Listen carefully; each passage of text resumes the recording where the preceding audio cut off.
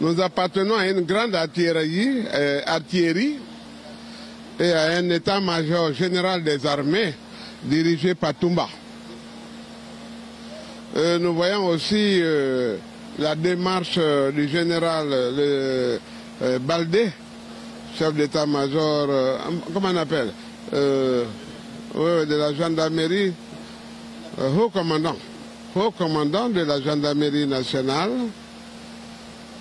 Nous l'avons vu très honnête, nous l'avons vu véhiculer les faits tels qu'il les a vécus. Nous l'avons vu aussi, pas en train de disculper Toumba, mais de ce qu'il a vu faire Toumba ou ce que Toumba a été. Nous avons cru qu'il fallait mettre en dessous les autres questions. On ne s'attaque qu'à ce que t'attaques à Toumba, parce qu'après tout, nous sommes des avocats de la défense.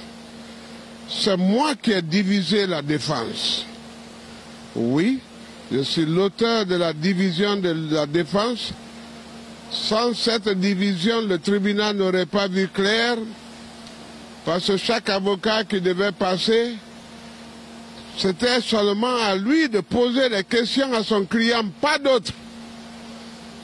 Et avec ça, la contradiction ne serait pas née. Le général Baldé devait esquiver certaines questions qui n'étaient pas de son apanage.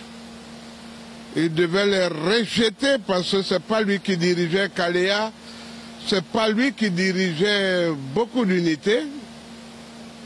Il a fait par respect et peut-être par insuffisance de conseils. Bienvenue, nous allons prouver qu'il n'était effectivement pas le directeur de Kalea, mais qu'il était directeur de stage. C'est-à-dire quand Dadis devait enlever le général, M.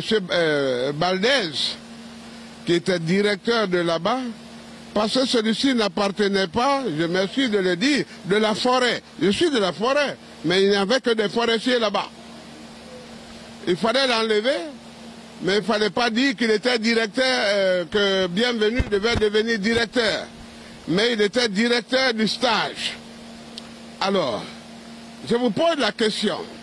Vous êtes directeur de l'école, on envoie un directeur du stage, c'est-à-dire que toutes les incorporés, tous les éléments relèvent du directeur du stage. Que devenez-vous? D'ailleurs, il a été enlevé de là. Ça veut dire que sans le dire, il était directeur de l'école. Parce que tous les éléments désormais dépendaient de lui.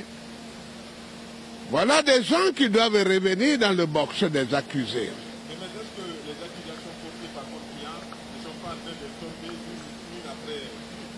Parce que les témoins jusque-là, on a l'impression qu'ils ne sont pas en train de tomber. Lesquels, par exemple, sont tombés? Non, par rapport à Bienvenue là-bas, on disait que le chef d'état-major était encore une fois avec le capitaine Dadis, et il est passé ici. Voilà, on n'a pas grand-chose. Dadis, le chef d'état-major, sont les géniteurs de cette affaire. Regardez un grand mensonge, parce qu'il faut appeler maintenant, parce qu'on a l'habitude de dire contre-vérité. Ce n'est que le matin qu'on pouvait voir Dadis. Mais il dit qu'il est venu à 16 h pour lui porter les grandes informations à la suite du massacre. Et quand il a vu l'attitude moribonde de Dadis, Dadis en lamentation, il fallait qu'il le reprie et ne pas lui apporter. C'est que d'abord, il démissionne aux charges de sa mission. Mais c'est faux. Ramenons-lui devant Dadis à 16 h, acceptant qu'il ait vu Dadis. Vous savez ce qu'il a dû dire à Dadis? Ah, il y a eu trop de morts. Il y a des corps qui sont gâtés. Il y en a qu'on ne peut pas rendre. Il y en a qu'on peut préparer et rendre. Ce sont les 57 corps. Et Dadis a dû lui dire, Qu'est-ce qu'on va faire pour la gestion des corps? Il a dit, là il faut les mettre dans les fosses communes. Il y en a qu'il faut mettre dans les chalands. Il y a certains corps qu'on peut présenter. Et c'est ce qui a été présenté. Mais tous les parents n'ont pas reçu tous les corps.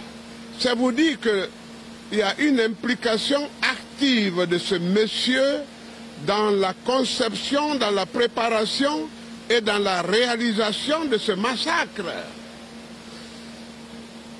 Dadis est déjà un mort qu'on veut ressusciter par un avocat qui est venu après avoir été renvoyé par lui-même.